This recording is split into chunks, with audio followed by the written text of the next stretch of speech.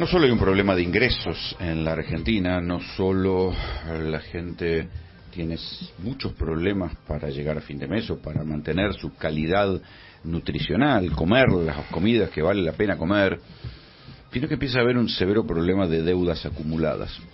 En el primer mundo también es habitual que la gente esté muy endeudada, pero se endeudan para otras cosas, ¿sí?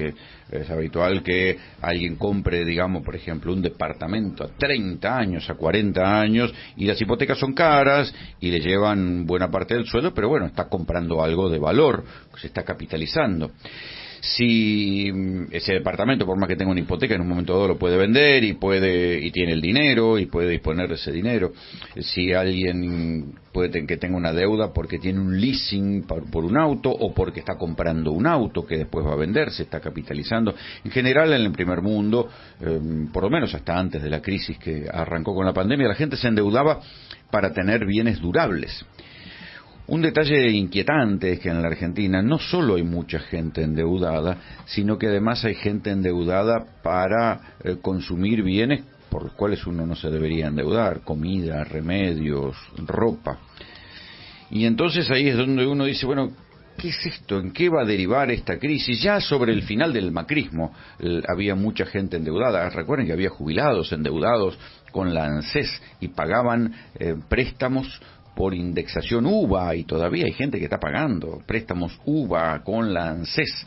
Algunos fueron condonados, algunos se frenaron el pago de las deudas, pero algunos todavía siguen teniendo esas deudas, esos préstamos ANSES en actualización UVA. Es mucha la gente que está endeudada en el país y los porcentajes son inquietantes, pero mejor le voy a preguntar a Sergio Doval, que es consultor político y el CEO de la consultora Taquión, que hizo justamente un estudio sobre el nivel de endeudamiento que tiene la gente en la Argentina, que me explique estas cifras y me las ponga en perspectiva por su magnitud. Sergio, buen día, ¿cómo te va? Hola Rolando, ¿cómo estás? ¿Cómo estás, querido? A ver, ¿cómo cuán endeudada está la gente? Mira, el primer dato que te voy a decir, vamos después al nivel total, pero el primer dato para tener en cuenta la gravedad de la situación es que el 30% de los argentinos está endeudado con una deuda que representa más del 50% de su sueldo. Con lo cual, ahí viste que en el dato siempre los bancos dicen no te puedo prestar más de un 35% de tu sueldo porque no podés cumplir. Lo que te muestra eso es que ese 30% ya de argentinos está en un nivel de deuda que va a tener que tomar otra deuda para sostener esa deuda, y en definitiva es un círculo vicioso. Como el país. Exactamente. como el Estado. Como el Estado, exactamente como el Estado. Y la verdad es que en el caso de la gente que tiene deuda, son 7 de cada 10 argentinos tienen deudas hoy. O sea, digo, no estamos, porque como vos lo decís... 7 de cada 10, ahí detenete ahí. O sea, 10. Que solo hay un 30% de gente que o no tiene deuda, pero eso tampoco significa que le esté pasando bien, simplemente porque no puede endeudarse. Claro. También hay una parte, como vos lo dijiste, porque si uno lo ve, por ejemplo, en el sistema americano, la deuda es parte del sistema. Es parte de esa financiación en un sistema estable a 30, 40 años. La gente está predispuesta a endeudarse. Argentina no es un país que esté predispuesto a endeudarse culturalmente, porque conoce ese tipo de inestabilidades. Te puedo hablar en primera persona de un crédito UVA que saqué en el 2018. Hoy el capital ese se multiplicó por 7 que yo debo. Claro. Por 8 casi. Por 8. Sí. Entonces, estás hablando de 5 años, se multiplicó por 8 la deuda. Entonces, la verdad es que es asfixiante y que es como vos decís, como el país. Y te cuento la gente que se endeudó en dólares. Olvídate. Es realmente, esa gente no sé, bueno, sí, lo que está haciendo está perdiendo casas, propiedades, sobreendeudándose y viviendo solo para solventar esa situación.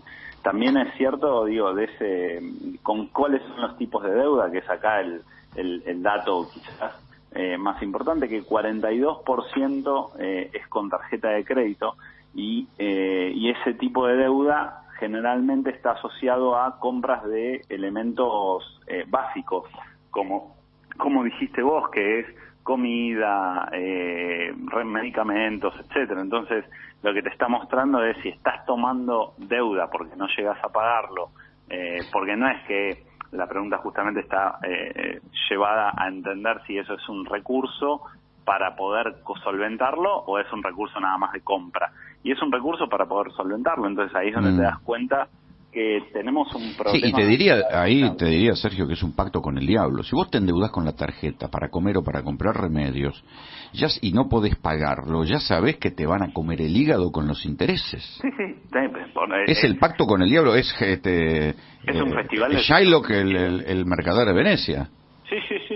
Por eso yo creo que ahí, de hecho, encontrás, hay un 10, vos sabés, todos lo sabemos, que no hay nada peor que un prestamista personal. Obvio. O sea, bueno, hay un 10% de la gente que está endeudada que está endeudada con prestamistas personales. Sí. Es un número enorme. Sí, que te cobran un 300% de interés anual. Que vos estás desesperado y te dan la plata y vos decís, bueno, dámela a cualquier costo, después veo cómo salvo.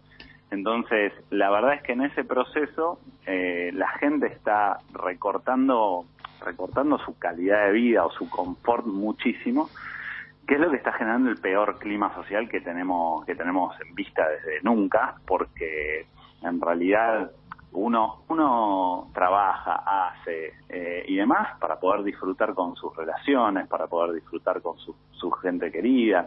Si vos no tenés ni para ir a tomar una cerveza, no podés salir, no tenés espacios de ocio, y eso realmente está afectando el humor social. Bueno, fíjate, Daniel Arroyo, que fue ministro de Desarrollo Social y que, digamos, desde años viene estudiando esto y viene insistiendo en la cuestión de los endeudados, dice, genera esta situación de falta de guita y de deuda, genera implosión. O sea, no hay estallido social, sino que hay implosión puertas adentro de las casas, violencia, mal humor, frustración, gente que sale a la calle y se pelea por cualquier cosa, gente que se caga a patada en el partido de fútbol del barrio. Totalmente, porque en realidad necesitas salir por algún lado. Fíjate, hoy casi 9 de cada 10 son 28,1, más o menos lo mismo, tiene sentimientos negativos respecto al futuro de la economía. Digo, preocupación, incertidumbre, desconfianza o miedo. Eso te hace pensar que esa gente que está mal, ok, estoy mal, pero no tiene ninguna esperanza de estar mejor. Con lo cual ya es, bueno, detono todo, listo, porque esto no va a mejorar. Y ahí voy. ¿Y qué lectura política estás haciendo de esto? Mira, creo que ahí es donde me parece que qué es lo que va a terminar pasando no lo tenemos en claro, porque hay dos ejes que hay que mirar con cuidado, ¿no? Digo, primero, la política está totalmente rota y no es una variable para la gente, ¿no? La gente ya no confía en la política, perfecto. O sea, pero cree que las soluciones no van a venir de la política. No, y mejor lo voy a mejorar esa frase, que es de los políticos, porque la gente no desconfía de la política, no desconfía del sistema democrático, desconfía de los políticos que tenemos hoy. Pero la verdad es que ¿qué es lo que me complica darte una respuesta un poquito más certera? Lo primero es que cómo juegue Cristina Kirchner va a afectar. Y Cristina no es una gran estratega, es la mejor jugadora en la coyuntura que yo conozco. Entiende en el corto plazo, ve el escenario y toma una decisión en el momento exacto. Pero fíjate lo que le pasó a don Alberto, o sea, sí, claro, si hubiera sido una estratega, no nos hubiera pasado esto. Pero la verdad es que tenemos que esperar el momento donde Cristina tome esa decisión. Ahora, ¿y Macri? Y Macri yo creo que va a jugar, me da la sensación, pero de todas maneras... O sea, vos pensás que todo esto de no voy, no, es un acting. Me es difícil imaginarlo en una escena donde el presidente cada vez aparece más. Digo, cuando vos sos quien estás conteniendo y llevando hacia adelante y forzando desde atrás una subida de un modelo, no salís todos los días a hablar a los medios, salís a hablar con los propios, acompañás a los propios que se están formulando y no das señales. Sí, y tal vez Macri haya tomado nota del fracaso de la idea de Cristina de designar a otro. Y es una posibilidad, y también el envalentamiento que le genera la propia base dura que tiene, digo, y la situación general, que sorprendentemente el gobierno de Macri terminó mal, pero el gobierno de Alberto Fernández se esforzó muchísimo para estar yendo en algo peor, digo. Sí, con la lógica del péndulo, lo que está pasando con Alberto hace que un sector de la población perdone a Macri, es increíble, pero cierto. Exactamente, así como en algún momento, nos olvidamos del final del cristinismo, que no fue lo que termina siendo hoy, ni de cerca, pero en definitiva hay un montón de cosas que vos te vas olvidando en la memoria colectiva. De todas maneras, Cristina no llegó por Cristina, sería una novedad que Macri llegue por Macri. Cristina tuvo que ir a buscar a Alberto Fernández. Hoy Macri tiene un rechazo muy grande también en la sociedad. Y volviendo a lo que me preguntabas vos de los partidos, si vos mirás de cómo veo el sistema político, hoy vos ves esa situación de implosión que está en la sociedad adentro de todos los partidos políticos. Digo, no hay ningún partido político que esté en una condición de trabajo interno hacia afuera. Ni Juntos por el Cambio, ni el Frente de Todos, ni los libertarios, porque Javier Milei, no. unas internas, poder decir, bueno, Javier Milei es la persona... No, se nueva. pelean cada 10 minutos. Claro. Entonces, es una condición del momento del país, y me parece que qué es lo que va a pasar tampoco está muy claro, porque hay algo que no hay que olvidarse cuando dicen los outsiders, las personas. Nosotros tenemos algo que son los partidos políticos que tienen rango constitucional. Eso significa que Javier Milei va a tener que ordenar, supongamos, hoy Javier Milei es el primero en términos de intención de voto cuando pones una tira de personas, no pones políticos, nada. Entonces uno dice, bueno, tiene volumen para. El problema es que después tiene que elegir a un candidato en Necochea.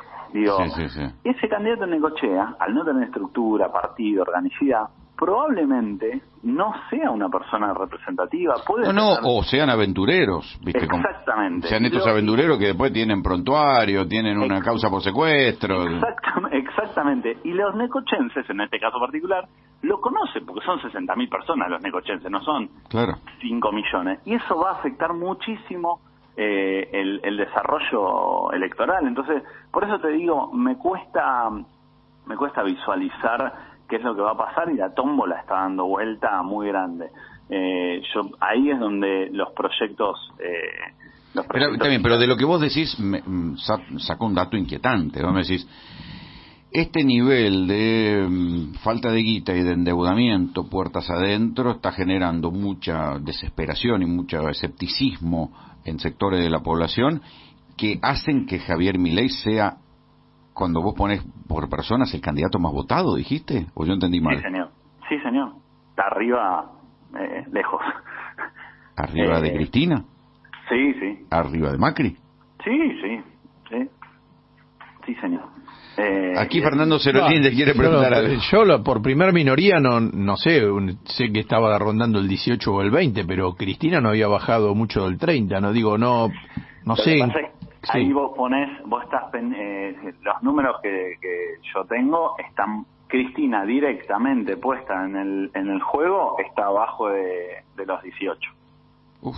Directamente. A nivel nacional.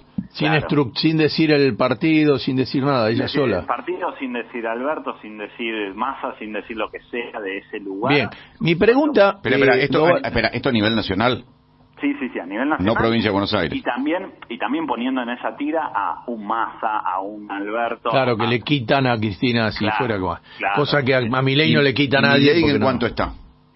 Depende de la medición, hoy entre 18 y 20. Doval, yo sé que la oposición, sobre todo Milei y la línea dura del PRO, todo el PRO en general, juegan con esto del gasto malo que hace el gobierno o la existencia del Estado, y ahora están, desembosados diciendo, esto hay que achicarlo de cualquier manera. Están buscando, además, están de acuerdo con una devaluación porque están tratando de todas maneras de llegar a las elecciones con la devaluación hecha por este gobierno. Y no se sabe si lo van a lograr, por ahora pareciera que no. La cuestión es, si no llegase a generarse esa devaluación que esperan y el costo le quede al gobierno actual, ¿pueden llegar a una elección con un 40% de pobres diciéndole a la gente que cuando lleguen lo van a ajustar más? Es decir, ¿no van a tener que cambiar la propuesta de cara a las elecciones si la devaluación no se produce?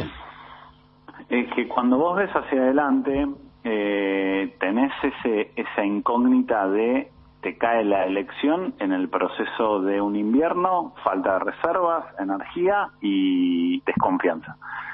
Yo no sé cómo lo van a poder solventar, salvo que se genere un equilibrio en los próximos meses que al menos te haga, creo que la clave la vamos a ver en enero. ¿Qué es lo que está pasando? Si la inflación la logran domar, más o menos, entre 5, 6, 4, empiezan a bajarla algo todos los meses, la escena puede llegar a ser distinta.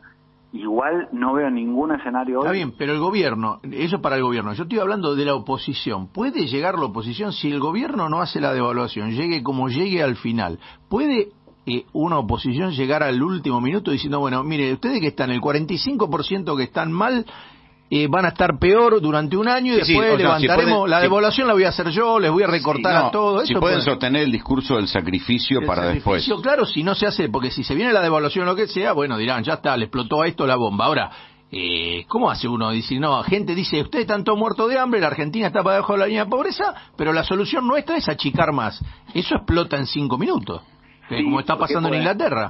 ¿Por qué pueden hacerlo? ¿Por qué pueden decirlo? Digo, porque en definitiva no te olvides que en el 2015 Macri gana con un apoyo de bases de populares. Digo, en muchas villas fue votado, porque el proceso de pérdida, y más en esta hablo de Macri, puede ser cualquiera, digo, ¿no? Pero el proceso de pérdida te empieza a generar, en el que estamos es, bueno, este tipo me está hablando, porque nadie le dice directamente a alguien, yo lo que te propongo es que vas a ser más pobre, votame. No, te dice, tenemos que achicar el Estado para redistribuir a todos y para que esto sea un círculo virtuoso y bla, bla, bla. Entonces, nadie le va a decir exactamente eso, y esa decodificación en la población no existe, bueno, dado que explota, eso explota a los 5 minutos. Si le voy a subir las tarifas de nuevo, le voy a subir los colectivos, la gente, hay mucha gente que es pavota, pero hasta cierto punto, cuando le tocan el bolsillo de ellos empiezan a decir. Sí, pero eso después que ganaron, ¿eh?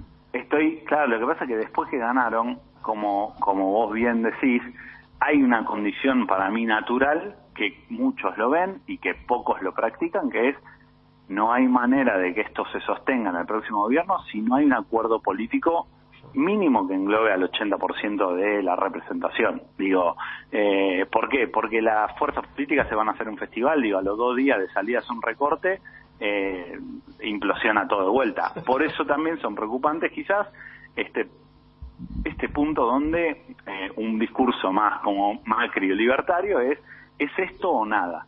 La verdad que cuando hicimos es esto o nada, volamos por el aire. Claro. Digo, en el único lugar donde más o menos funcionamos es cuando laburamos en un conjunto. Y eso también, como hecho, digo, y te voy para atrás, mira, te voy para el principio de la pandemia. En el principio de la pandemia nos encerramos todos. Algo que no sabíamos dónde iba a terminar, cómo iba a terminar. El momento de mayor incertidumbre, te podría decir, de los últimos 50 años probablemente, sí, o claro, más también.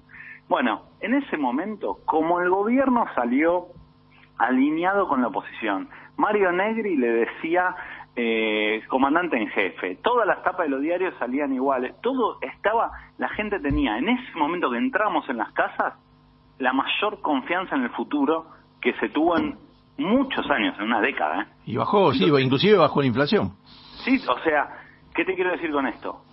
Si hay un acuerdo político, también de los dirigentes, empresarios, etcétera, es por acá, y no tenés demasiadas voces cascoteando, la gente se lo va a bancar. Porque es parte de, ¿sabemos dónde vamos? Bueno, que sea lo que sea. Digo, le da mucha más tranquilidad a la gente. Ahora, si vos en el medio estás entre los tironeos y no hay un acuerdo, tiene que ver mucho más con un acuerdo de gobierno, de Estado, en realidad, que de qué es lo que vaya a hacer el próximo gobierno. Sí, está bien. Sergio, te agradezco el contacto, te mando un abrazo. Abrazo grande, que estén bien.